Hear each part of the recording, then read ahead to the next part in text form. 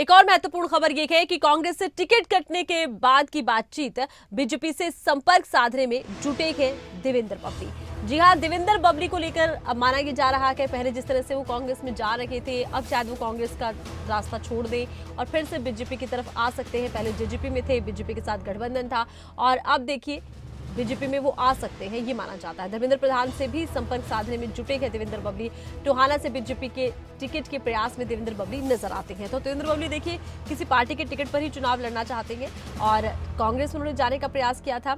लोकसभा चुनाव में कांग्रेस का समर्थन खुले तौर पर करते नजर आए थे, लेकिन अब कांग्रेस में जिस तरह से उनकी टिकट कटती नजर आ रही है, टिकट मिलती नजर नहीं आ रही, माना जाता है बीजेपी में उनका आना तय है। और ज्यादा जानकारी के लिए खबरें विद के पॉलिटिकल एडिटर अनिल मोर का रुख करते हैं। अनिल मोर, देवेंद्र बबली का क्या भविष्य फिलहाल नजर आता है? क्योंकि पहले कांग्रेस में जा रहे थे, लेकिन अब माना यह जाता है कि कांग्रेस में उनका कोई खास वहां पर टिकट मिलता रुझान उन्हें नजर नहीं आया, तो क्या आप बीजेपी में आ सकते हैं?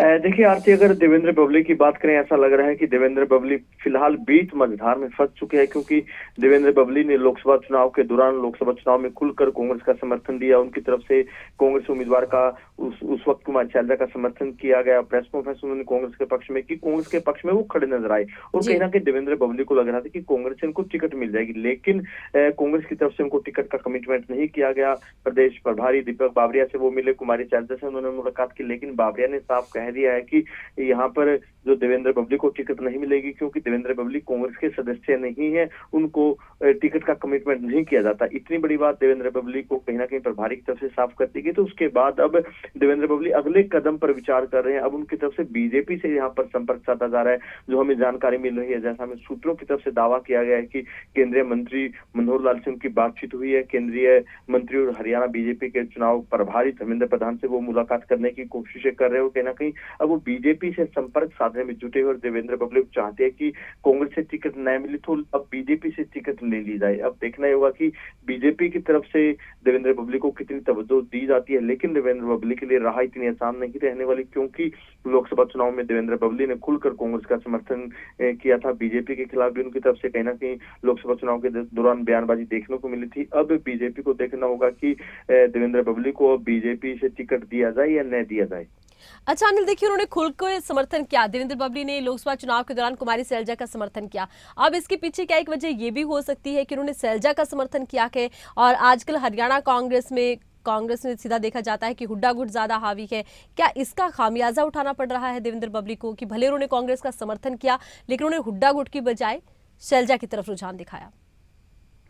देखिए राजनीति में सारी चीजें होती है और खासतौर से अगर कांग्रेस का, जैसे आपने सवाल पूछा, इसमें कोई दो राय नहीं। भूपेंद्र सिंह हुड्डा एक बड़े नेता और कहीं ना कहीं इन दिनों जितने भी लिस्ट आती है कि भूपेंद्र सिंह हुड्डा उन लिस्टों में काफी प्रभावी रहते हैं। लेकिन कुमारी शैलजा का भी अपना बड़ा कद है, कांग्रेस की राष्ट्रीय महासचिव है और टोहाना सीट की अगर बात करें, वो सिरसा लोकसभा सीट के अंतर्गत आते हैं। तो उस नाते कहीं ना कहीं सिरसा सीट पर सीटों के मामले में, टिकटों के मामले में ज्यादा कुमारी शैलजा की चलनी होती है। लेकिन देवेंद्र बबली के मामले में देवेंद्र बबली से एक चूक यहाँ पर ये हो गई, देवेंद्र बबली ने लोकसभा चुनाव में कांग्रेस का समर्थन तो कर दिया, लेकिन जिस तरीके से जो कुछ निर्दलीय विधायक थे, हम सौमित सांगवान की बात करें, दूसरे विधायकों की बात करें, वो तो खुलकर कांग्रेस के साथ ही चले गए थे। लेकिन देवेंद्र बबली ने कांग्रेस का समर्थन तो कर दिया था, लेकिन देवेंद्र बबली कांग्रेस में शामिल नहीं हुए। यही कहीं ना कहीं देवेंद्र बबली से ये एक बड़ी चूक हुई है और देवेंद्र बबली कहीं ना कहीं अगर राजनीतिक तौर पर देखे तो वो दोनों हाथों में एक तरीके से लड्डू लिए हुए थे। एक तरफ वो बीजेपी के पास साथ बातचीत कर रहे थे, एक तरफ कांग्रेस से बातचीत कर रहे थे। इसी बात का खामियाजा यहाँ पर देवेंद्र बबली को उठाना पड़ा। अगर देवेंद्र बबली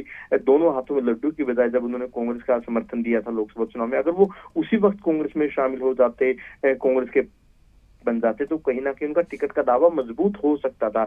लेकिन देवेंद्र बबली ने कांग्रेस को समर्थन दे दिया, कांग्रेस में शामिल नहीं हुए। इसी बात का ज्यादा खामियाजा यहाँ पर देवेंद्र बबली को उठाना पड़ रहा है। हालांकि और भी दूसरे नेता, हम बात करें निशांत सिंह की, कांग्रेस में शामिल हो गए थे, टिकट के दावेदार है। पूर्व मंत्री परमवीर सिंह जो टोहाने से कई बार विधायक बने हैं, हुड्डा गुट के माने जाते हैं, उनका भी टिकट का अपना दावा मजबूत बनता है। तो देवेंद्र बबली की सबसे बड़ी चूक यही साबित हुई कि वो कोई बड़ा स्टेप नहीं उठा पाए।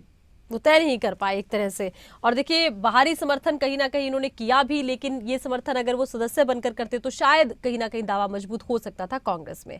अच्छा देखिए, अब बीजेपी की तरफ जाने की देवेंद्र बबली की राह कितनी आसान नजर आती है? क्या बीजेपी भूल जाएगी लोकसभा चुनाव में जिस तरह से उन्होंने पार्टी का समर्थन ना कर कर सीधा विपक्ष का समर्थन किया था, और उनके कुछ बयान भी ऐसे रखे गए, हमेशा से वो बड़े बेबाक रहे हैं बयानों को लेकर, ऐसे में बीजेपी के साथ उनकी राह आसान नजर आती है अनिल? देखिए, राजनीति में दोनों ही बातें होती हैं आरती। राजनीति में कई बार आपको दिस वे और दैट वे करना पड़ता है, या तो आप इस पार या उस पार। लेकिन देवेंद्र बबली ने यहाँ पर बीच का रास्ता चुना था, और कई बार राजनीति में बीच का रास्ता कामयाब भी साबित होता है, और कई बार बीच का रास्ता नुकसान भी कर देता है। देवेंद्र बिल्कुल बबली बिल्कुल। ने लोकसभा चुनाव से पहले वो बीजेपी के साथ थे, लेकिन लोकसभा चुनाव के दौरान वो कांग्रेस के साथ चले गए।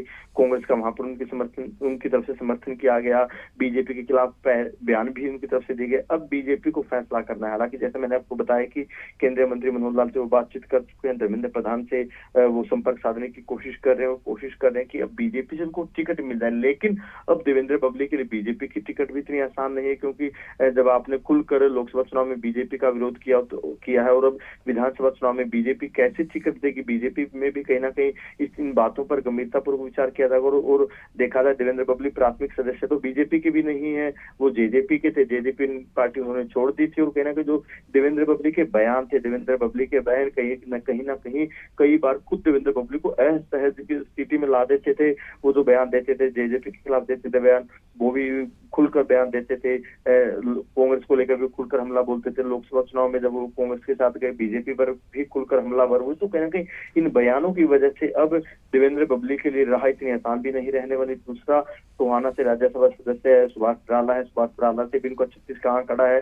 तो इस तरीके के जो सारे के सारे समीकरण है, वो फिलहाल देवेंद्र बबली के पक्ष में लग तो नहीं रहे। फिर देखना ही होगा कि बीजेपी को कि टोहाना से देवेंद्र बबली को उम्मीदवार के तौर पर पार्टी में शामिल करवाया जाए या न करवाया जाए। लेकिन जो देवेंद्र बबली का फैसला है, बीजेपी आलाकमान के स्तर पर ही होगा। चलिए, बहुत शुक्रिया, तमाम जानकारी आपने दर्शकों तक पहुंचाई है। तो देवेंद्र बबली देखिए अब बीजेपी के साथ जाते हैं या नहीं जाते हैं, ये महत्वपूर्ण सवाल बन गया है। हालांकि आलाकमान इसको लेकर क्या निर्णय लेता है ये देखना होगा। जिस तरह से लोकसभा चुनाव में उन्होंने कांग्रेस का खुलकर समर्थन किया था, खुलकर वो बयान देते नजर आए थे, जेजेपी से उनकी नाराजगी नजर आई थी, तो बीजेपी को लेकर भी उन्होंने कोई पक्ष में बयान नहीं दिया था। ऐसे में देखना होगा कि अब कांग्रेस में नहीं तो क्या बीजेपी में उनकी राह बन पाती है।